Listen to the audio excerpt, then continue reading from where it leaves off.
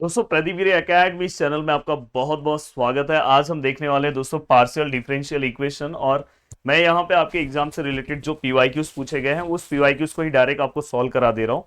अब देखो दोस्तों, यहाँ पे आपको सबसे पहला पीवाईक्यूज ऐसे पूछा जाता है कि फॉर्म पार्शियल डिफरेंशियल इक्वेशन।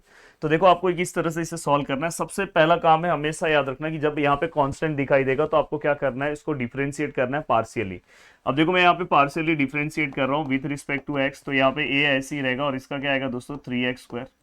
अब मैं अगर partially with respect to Y अगर डिफरेंशिएट करूँ तो ये पूरा जीरो हो जाएगा और यहाँ पे बी ऐसे ही रहेगा और ये क्या आएगा दोस्तों 3y²। यहाँ पे देखो x⁻n का मैं डेरिवेटिव यूज कर रहा हूँ। अब दोस्तों इसके बाद आपको एक चीज हमेशा समझना है कि हमेशा जब भी आप पार्शियल डिफरेंशियल इक्वेशन सॉल्व करोगे तो del Z by del X को हम पी लेते हैं। क्या लेते हैं? पी। तो यहाँ पी इक्वल टू क्या आएगा दोस्तों ए 3x²। और दोस्तों यहां से आपको a का वैल्यू निकालना, तो a अगर आप रखोगे तो p अपॉन क्या आएगा दोस्तों 3x²।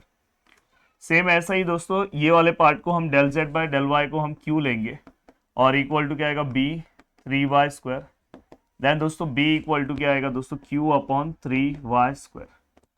अब यहाँ पे हमने दो पार्ट फाइंड आउट कर दिया। अब दो पॉइंट अगर हमने यहाँ पे फाइंड आउट कर दिया तो जस्ट ये दोनों वैल्यूज को आप मेन इक्वेशन में पुट करो। तो देखो z which is equal to a के बदले हमने क्या लिखा है दोस्तों p अपॉन 3x² और दोस्तों इंटू क्या है x³ और दोस्तों b और यहाँ पे क्या दोस्तों y³। तो y b का पहले आप वैल्यू पुटअप करो। b का वैल्यू है दोस्तों q अपॉन 3y² और यहाँ पे क्या दोस्तों y³। अब देखो दोस्तों ये x² इसमें से एक x कैंसिल हुआ, ये y² इसमें से एक y कैंसिल हुआ। और दोस्तों अगर आप ध्यान से देखने की कोशिश करोगे तो इसे सॉल्व करोगे तो ये देखो z which is equal to ये क्या है दोस्तों p है, यहाँ पे क्या है दोस्तों 3 है और यहाँ पे x है, ये q है, ये 3 है और यहाँ पे y है। तो नेक्स्ट स्टेप पे हम पूरे इक्वेशन को अगर 3 से मल्टीप्लाई करेंगे तो 3z which is equal to px और यहाँ पे क्या आएगा दोस्तों qy। तो ये हमारा रिक्वायर्ड पार्शियल डिफरेंशियल इक्वेशन हो गया। अब हम चलते हैं दोस्तों आगे की ओर और आगे का पार्ट हम सॉल्व करने की कोशिश करते हैं। अब चलते हैं दोस्तों नेक्स्ट क्वेश्चन की ओर। नेक्स्ट क्वेश्चन आपके सामने दिखाई दे रहा है। यहाँ पे अगर आप ध्यान से देखोगे ये क्या लिखा है दोस्तों x माइनस ए का whole square plus y minus b का होल स्क्वायर और equal to z² cot square alpha. आपको सीधा सिंपल क्या करना है दोस्तों, यहाँ पे डिफरेंशिएशन करना है with respect to x and with respect to y। अगर मैं विथ रिस्पेक्ट टू x करूँ तो x⁻n का फॉर्मूला nx n-1 n-1 2 -1 1 आएगा, फिर से इसका डेरिवेटिव 1 ही आने वाला है। देन ये y है जीरो हो जाएगा तो डायरेक्ट यहाँ पे 2z आएगा और ये बैड फंक्शन है विथ रिस्पेक्ट टू x और ये तो दोस्तों कांस्टेंट है, कॉट स्क्वायर अल्फा कांस्टेंट है तो उसको एज इट इज लिखेंगे। अब देखो दोस्तों यहाँ से अगर आप वैल्यूज निकाल रहे हो तो ये देखो ये दोनों कैंसिल और यहाँ से अगर आप लिखोगे तो ये देखो x माइनस ए जो हमें यहाँ पे पुटिंग करना है तो उसका आंसर हमें मिला है z cot square alpha and del z by del x. तो यहाँ पे हमने लिख दिया और इसको आप x माइनस ए जेड कॉट स्क्वायर अल्फा, इसका मतलब आपको पता है दोस्तों p होता है। तो ये आपने पूरा का पूरा पार्ट लिखा। अब यहाँ पे अगर आप आगे की ओर बढ़ते हो तो आपके लिए दूसरा ऑप्शन है दोस्तों, देखो यहाँ पे इसको ही पार्शियली यहाँ पे आप लाइन लिखना partially differentiate with respect to y। तो देखो यहाँ पे अगर आप करोगे तो दोस्तों ये क्या होगा 2y माइनस बी और यहाँ पे सेम आएगा और इन टू यहाँ पे 2z del z by del x del y और यहाँ पे कॉट स्क्वायर अल्फा। देखो इसके अंदर ना बहुत सारे टाइप्स है पर रिसेंटली एग्जाम में जो पूछा गया वो मैं आपको सॉल्व करा के दे रहा हूँ। और जो आपके पेपर्स में अब देखो यही टाइप पूछा गया था, वैसे तो बहुत सारे टाइप्स है जो मैंने एप्लीकेशन में कवर करा है ऑलमोस्ट। अगर आपने एप्लीकेशन में मैंने 11 लेक्चर्स इस पे प्रोवाइड किए पर अगर आपने 7 लेक्चर्स भी स्टार्टिंग का देख लिया तो आपका काम हो जाएगा। अब देखो दोस्तों यहाँ तक का पार्ट हो गया। देखो ये 2 कैंसिल हो गया तो यहाँ पे y माइनस बी का जो वैल्यू है दोस्तों z है, फिर कॉट स्क्वायर अल्फा है और फिर इसका मतलब क्या होता है दोस्तों q। तो ये हमने लिख दिया। अब बस आपको क्या करना है, ये equation number second equation number third ये दोनों वैल्यूज को आपको इक्वेशन नंबर फर्स्ट में क्या करना है दोस्तों पुट करना है। तो put equation number second and equation number third in equation number first, वहां पे आपको इसको क्या करना है दोस्तों पुट करना है। अब अगर जब मैं इसको पुट करने जाऊं देखो x माइनस यहाँ पे अगर मैं रखूं तो ये क्या होगा दोस्तों z² और दोस्तों ये क्या हो जाएगा इसका स्क्वायर अगर मैं लूँ तो ये क्या आएगा दोस्तों, रेस टू 4 अल्फा, और ये क्या आएगा दोस्तों, पी स्क्वायर। यहाँ पे अगर मैं लिखूँ y माइनस बी की जगह पे अगर मैं रखूँ तो यहाँ पे क्या आएगा दोस्तों, यहाँ पे अगर मैं रखूँ तो जेड, यहाँ पे z square cot raise to 4 alpha और q square which is equal to z square cot square alpha. पूरे इक्वेशन को अगर आप कॉट स्क्वायर अल्फा से डिवाइड करते हो और जेड स्क्वायर से, तो देखो यहाँ पे क्या होगा, देखो जेड स्क्वायर से अगर पूरे इक्वेशन को z square cot square alpha से, z square cot square alpha से, z square cot square alpha से डिवाइड करते हो, तो देखो जेड स्क्वायर अल्फा, तो यहाँ पे क्या है दोस्तों, cot square alpha p square. यहाँ पे अगर आप डिवाइड करोगे तो देखो दोस्तों, ये देखो ये दोनों कैंसिल, यहाँ पे क्या आएगा दोस्तों, q square cot square alpha, और यहाँ पे भी दोस्तों अगर देखो यहाँ का ये दोनों कैंसिल, ये कैंसिल तो 1। अब यहाँ तक भी आप अपना इक्वेशन रख सकते हो, बट या तो अगर आप ध्यान से देखोगे तो अब मैं पूरे इक्वेशन को फिर से कॉट स्क्वायर से अगर डिवाइड करूँ तो ये क्या होगा दोस्तों, देखो p है कॉट स्क्वायर अल्फा है, इसको अगर मैं कॉट स्क्वायर अल्फा से डिवाइड कर रहा हूँ, फिर ये क्यू स्क्वायर है, यहाँ पे क्या है दोस्तों, कॉट स्क्वायर अल्फा है, इसको भी मैं कॉट स्क्वायर अल्फा से डिवाइड कर रहा हूँ, और यहाँ भी मैं कॉट स्क्वायर अल्फा से डिवाइड कर रहा हूँ।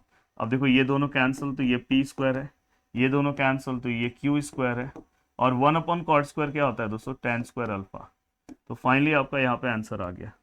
चाहते तो आप इसी स्टेप्स में लिख सकते थे। तो इस तरह से बहुत ही सिंपल सम्स है, अगर आप एक एक बार अगर देख लोगे तो आपका काम हो गया। अब चलते हैं दोस्तों, जो मेनली सम पूछा गया प्रीवियस ईयर्स में वो भी सॉल्व कर।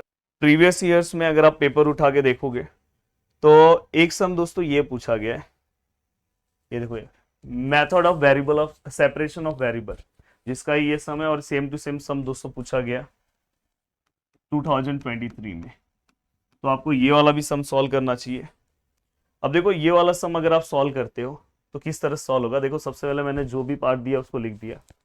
अब यहाँ पे मैंने सम को, हमने स्टार्टिंग में हम अज्यूम करते हैं तो मैंने 2 लेटर लिया, x capital x and T. अब अगर मैं इसको विथ रिस्पेक्ट टू एक्स लूँ, क्योंकि यहाँ विथ रिस्पेक्ट टू एक्स है तो एक्स डैश आएगा क्योंकि एक्स का डेरिवेटिव आएगा, और टी ऐसे ही रहेगा। विथ रिस्पेक्ट टू अगर मैं टी लूँ तो टी पे डैश आएगा, एक्स ऐसे ही रहेगा। फिर ये दोनों वैल्यूज इसमें पुट करो, देखो ये देखो del u by del x है, del u by del x का मतलब ये है, यहाँ पे लिखा 2 है, del u by del t का मतलब ये है, और यहाँ पे ये। अब दोनों में से दोस्तों x बाहर आया। अब x बाहर आया तो अगर आप देखोगे ये पार्ट t वाला पार्ट t को भेजो, x वाला पार्ट x को भेजो, जिसको हम 12th क्लास में पढ़ते हैं वेरिएबल सेपरेबल मेथड, जिसको हम VSF बोलते हैं, पर यहाँ पे मेथड ऑफ वेरिएबल है। तो यहाँ पे अगर आप ध्यान से देखोगे तो ये पार्ट आया। अब यहाँ पे हाँ, ये कैसे वहां पे 1 आया, t से मैंने दोनों को डिवाइड किया तो t कैंसिल होके यहाँ पे क्या आया दोस्तों 1। अब मैं क्या करूँ, इस वाले पार्ट को a ले रहा हूँ और इस वाले पार्ट को भी a ले रहा हूँ। अब इसको मैं अलग सॉल्व करूंगा, इसको अलग सॉल्व करूंगा। अब देखो यहाँ पे मैं a ले लिया, x वहां पे भेज दिया। अब यहाँ पे ये पार्ट आपको दिख रहा है, ये डैश मतलब क्या होता है दोस्तों, डेरिवेटिव, इसलिए मैं इसको d बाई डी एक्स लिख दिया x। अब यहाँ पे अगर आप इस वाले पार्ट को ध्यान से देखोगे तो देखो मैंने ये देखो ये देखो dx है ना, इसके साथ मैंने x ले लिया और ये dx को वहां भेज दिया। अब यहाँ पे वो बाजू वाला पार्ट जाने तो पहले ये वाला आपको बता दूं, तो देखो यहाँ पे, अब यहाँ पे दोनों साइड मैंने इंटीग्रेशन लिया। 1 अपॉन एक्स किसका इंटीग्रेशन है, लॉग एक्स का, लॉग एक्स लिखा। यहाँ पे कुछ नहीं है तो दोस्तों x आएगा क्योंकि ये स्मॉल डी एक्स है और साथ में कांस्टेंट आता है। यहाँ पे लॉग है इसलिए मैंने इसको लॉग c1 लिया, अदरवाइज मैं c लिखता। अब देखो लॉग c1 यहाँ पे भेजा तो देखो x capital x upon c1 और यहाँ पे ax है। अब दोस्तों नेक्स्ट स्टेप में आपको एक्सपोनेंशियल फॉर्म पता होना चाहिए। यहाँ पे कुछ नहीं तो e है जो नेक्स्ट स्टेप में जाता है, तो ये वाला पार्ट रेस टू में आ जाता है और यहाँ पे x और c1 आएगा। बस ये e जाएगा, ये रेस टू में आएगा, और यहाँ पे ये 11th क्लास का कॉन्सेप्ट है। देन x हम अकेला रखेंगे, c1 वहां पे भेजेंगे तो अपने को आ गया। सेम टू सेम आपको ये वाला पार्ट लेके सॉल्व करना है। देखो यहाँ पे मैंने लिया 1 को वहां भेजा, फिर देखो t दिखाई दे रहा है। देन दोस्तों अगर आप देखोगे कांस्टेंट है, 2 को वहां पे भेजा, नहीं भी भेजते तो भी चलता था। अब ये देखो ये वाला पार्ट t डैश है, आपको दिखाई दे रहा है, t भी वहां पे भेजा। अब t डैश मतलब जैसे यहाँ पे हमने x डैश को अकेला रखा था, x डैश मतलब क्या आएगा, d बाय dx है ना, तो वैसे ही यहाँ पे d बाई dt आएगा। तो देखो d बाई dt लिखा, देखो ना यहाँ पे, और ये 1/2 समथिंग, ये t तो हमने वहां भेज दिया, इंटीग्रेशन लिया। देखो जिनको इंटीग्रेशन ये सब आता है ना उनके लिए एक स्टेप फटाफट कवर कर देंगे। 1 upon log t 1 upon 2 a minus 2, और यहाँ कुछ नहीं है तो with respect to d t, small d t इसलिए स्मॉल टी, लॉग c2 क्योंकि ऑलरेडी हमने लॉग c1 लिया, उसको यहाँ पे ले लोगे, डिवाइड में आ गया 1/2 समथिंग लिखा। नेक्स्ट स्टेप में आपको पता है यहाँ पे कुछ नहीं, e है और ये वाला पार्ट रेस टू में आएगा, और ये हमने लिखा, और यहाँ से आपको किसका वैल्यू मिलेगा दोस्तों, t का। और t का वैल्यू मिलेगा तो आपने स्टार्टिंग में इक्वेशन में कंसिडर किया था x t, तो यहाँ पे x का वैल्यू, यहाँ पे t का। अब देखो c1 और c2 की जगह पे मैंने डायरेक्टली क्या लिख दिया दोस्तों, c लिख दिया। और देखो e वाला पार्ट है, ये वाला पार्ट है, और ये वाला पार्ट प्लस हो जाएगा इंडाइसिस के रूल के अकॉर्डिंग। ये दोनों को हमने क्या कर दिया, प्लस। अब ये प्लस होने के बाद दोस्तों यहाँ पे सम के स्टार्टिंग में हमें कुछ दिया है, सम की स्टार्टिंग में हमें x और 0 मतलब t का वैल्यू 0 दिया है। तो हम देखो यहाँ पे t का वैल्यू 0 पुट करेंगे इसमें।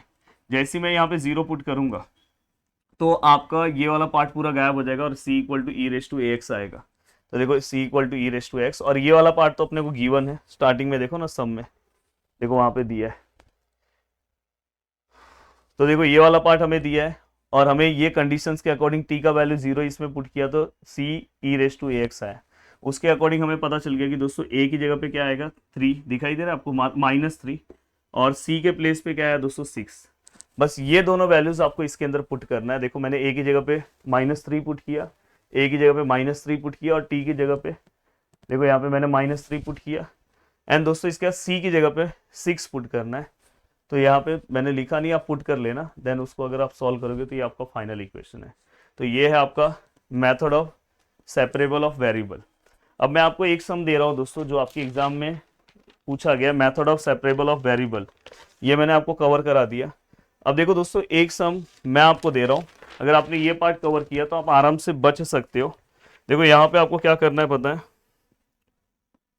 x y minus z plus p sorry into p plus y z minus x into Q and z x minus y। अगर आप देखोगे तो ये भी 2023 का ही क्वेश्चन है, और इस तरह का क्वेश्चन दोस्तों मैंने कवर कराया एप्लीकेशन के ऊपर, बट आप ट्राई कर सकते हो। पर जो मेनली 2 पार्ट था वो मैंने कवर करा दिया है। तो ऐसे बहुत सारे मैंने बोला ना टाइप्स है इसके, Lagrange's method, direct integration method, ये सब है, तो आपको कवर करना चाहिए। पर जो मेनली था 2 पार्ट था वो मैंने कवर करा दिया। उम्मीद कर रहा हूँ कि दोनों पार्ट आपको बहुत अच्छे समझ में आया होगा। वीडियो को देखने के लिए दिल से थैंक यू सो मच दोस्तों। मिलते हैं नेक्स्ट वीडियो में, बाय बाय, टेक केयर, जय हिंद दोस्तों।